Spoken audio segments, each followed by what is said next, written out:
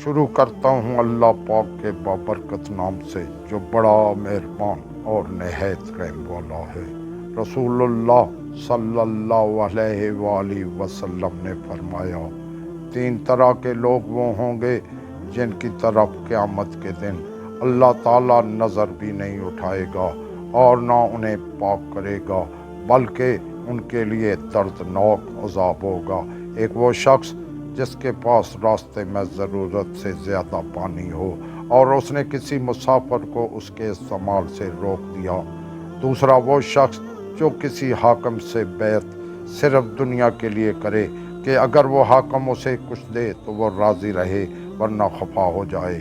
تیسرے وہ شخص جو اپنا بیچنے کا سامان عصر کے بعد لے کر کھڑا ہوا اور کہنے لگا کہ اس اللہ کی قسم جس کے سوا کوئی سچا معبود نہیں، مجھے اس سامان کی قیمت اتنی مل رہی تھی۔ اس پر ایک شخص نے اسے سچ سمجھا اور اس کی بتائی ہوئی قیمت پر اس سامان کو خرید لیا۔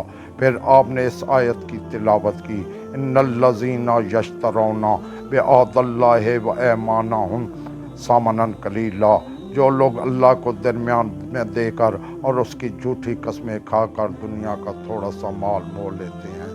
صحیح بخاری حدیث نمبر 23۔